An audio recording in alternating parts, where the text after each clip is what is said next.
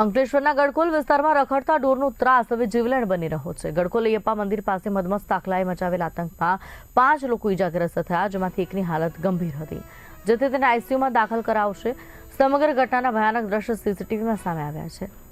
માહિતી અનુસાર દક્ષિણ ભારતીય દંપતી રિક્ષામાં બેસી અયપ્પા મંદિરે દર્શન કરવા તથા ઉત્સવમાં ભાગ લેવા પહોંચ્યા હતા। રિક્ષામાંથી નીચે ઉતરતા જ અચાનક આખલાએ હુમલો બોલાવ્યો અને મહિલાને જોરદાર ટક્કર મારી જમીન પર પછાડી દીધી। તે ગંભીર રીતે ઘાયલ થઈ। પત્નીને બચાવવા ગયેલા પતિ પર પણ આખલાએ હુમલો કરી તેમને ફંગોળી દીધા। સીસીટીવી ફૂટેજમાં આખલો મહિલાને પગમાં ખૂંદતો સ્પષ્ટ દેખાઈ રહ્યો છે। દ્રશ્ય જોઈ આસપાસના લોકો અને બાઇક ચાલકો દોડી આવ્યા હતા, પરંતુ આખલો વધુ ઉગ્ર બન્યો। લોકોએ પાણી ફેંકી લાકડી વડે ભગાવવાનો પ્રયાસ કર્યો, છતાં આખલો રસ્તા પર દોડતો રહ્યો અને લોકોને અડફેટે લેતો રહ્યો। 15 મિનિટ સુધી આખલાએ આતંક મચાવ્યો। તે દરમિયાન 5 લોકોને ગંભીર ઈજા પહોંચી। તમામને તાત્કાલિક હોસ્પિટલ લઈ જવાયા। પ્રાથમિક સારવાર બાદ મોટાભાગના લોકોને રજા આપવામાં આવી, જ્યારે એક વ્યક્તિ આઈસીયુમાં સારવાર હેઠળ છે। ઘટનાનો વિડીયો સોશિયલ મીડિયામાં વાયરલ થતા સ્થાનિક તંત્રની બેદરકારી સામે ભારે આક્રોશ જોવા મળી રહ્યો છે। વંદે માતરમ। 26 તારીખે રાત્રે અયપ્પા મંદિર નજીક એક દુઃખદ ઘટના બની। રખડતા ઢોરના ત્રાસને કારણે ઘણા લોકોને ઈજા, 5 જેટલા લોકોને ઈજા પણ પહોંચી છે।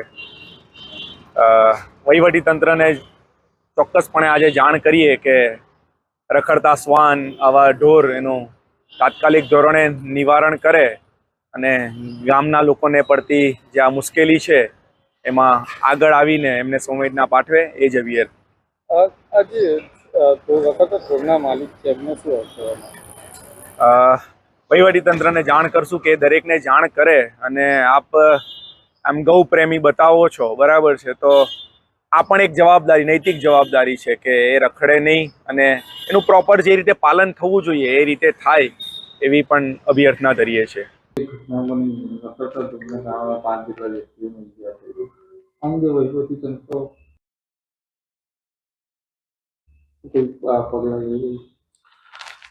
હું હિરેન બારોટ, તાલુકા વિકાસ અધિકારી અંકલેશ્વર।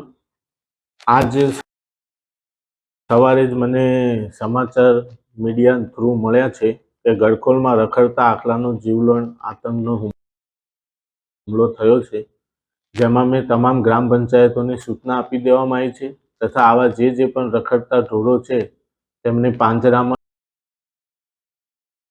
લઈ અને સેફ જગ્યાએ છોડી દેવા તથા નગરપાલિકા સાથે પણ કોઓર્ડિનેટ કરી અને વહીવટી તંત્ર સજાગ રીતે પગલાં લઈ રહે છે કે જેથી આમ જનતાને કોઈ નુકસાન ન થાય।